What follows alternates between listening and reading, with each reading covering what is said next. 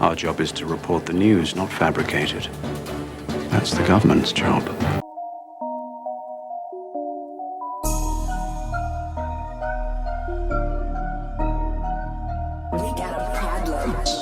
Right guys, so following on from Boris announcing his plan yesterday to destroy the country some more, Tory MPs have wasted no time calling out the utter stupidity of it. At like 1 AM we had an article drop from Iain Duncan, someone who, as you might remember, supported Boris Johnson, who's now calling out the stupidity of what he is doing by bowing to Sage. It should be pretty clear to anyone now, Vallance and Whitty are actually running the country. Boris is just a passenger along for the ride. They say jump and he asks how high. Either that or Boris is trying to deliberately destroy the Tory party with his actions here. Yes, most people won't vote for Labour, and rightly so, but there are many other smaller parties out there that people can vote for. The party machine, as we see with Brexit, will care about that when the people take them to task over what Boris has done this year, and they will do that at the ballot box. And like Labour's Brexit betrayal, this will not be forgotten anytime soon. Now we all know the first lockdown did not work, but logic is out of the window. You must keep doing the same thing even if the result is going to be the exact same shit show. You know, the one that does more harm than good. Now IDS does well in this article to point out the basic fact of life, including the one where advisors advise and ministers decide, or they should do, but clearly they are not now, as I have said. He also points to Dr. David Nabarro, a Rona special envoy to the WHO, that states governments should stop using lockdowns as the primary method of control. But I suppose more importantly to us, he also points out something that I said yesterday. The first lockdown was 3 weeks to save the NHS, remember. It actually lasted 3 months. This is apparently 4 weeks, so it could well be for the next 4 months. It is possible with this snivelling shitweasel, let me tell you.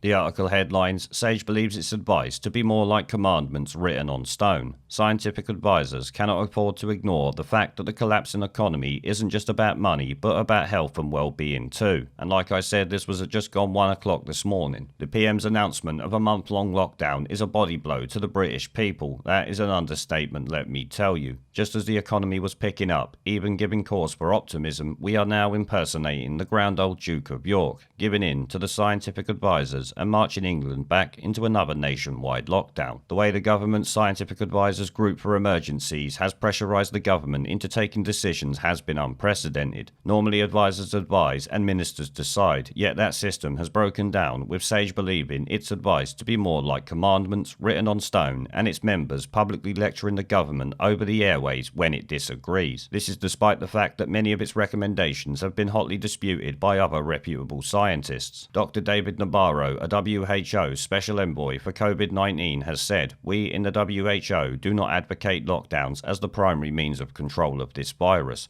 We really do appeal to all world leaders, stop using lockdowns as your primary control method." And he said that like a couple of weeks ago now, and still Boris Johnson is continuing with this bullshit. But I will say, obviously, the WHO is not necessarily someone you should listen to, but this is the way we used to do it before 2020. Go and look it up, guys. I really think you should. But it goes on. Let us be very clear. There has been much talk of circuit breakers, but what was announced on Saturday night was a business breaker, nor is it likely to be limited to what, 4 weeks, which is something I have already said and is kind of common sense. If you think Boris is going to drop this in 4 weeks, I expect you are going to be gravely mistaken. I will certainly be very shocked if he does. You can imagine how nervous ministers will be to defy Sage when they suck their teeth in early December and call for more time. The first lockdown, if you recall, was meant to last only 4 weeks. For the scientific advisors, all of this may seem very simple. It's their primary job after all, to advise on how to minimise the numbers of death from coronavirus. But not even they can afford to ignore the fact that the collapsing economy isn't just about money, but about health and well-being too. Many more will now die of other diseases because of missing treatment. The looming lockdown will damage the prospects of the poorest the most. My plea to Boris Johnson is simple. We cannot go on encouraging business to reopen only to force them to lock down again. The consequences of such a measure on the health of the economy are dire,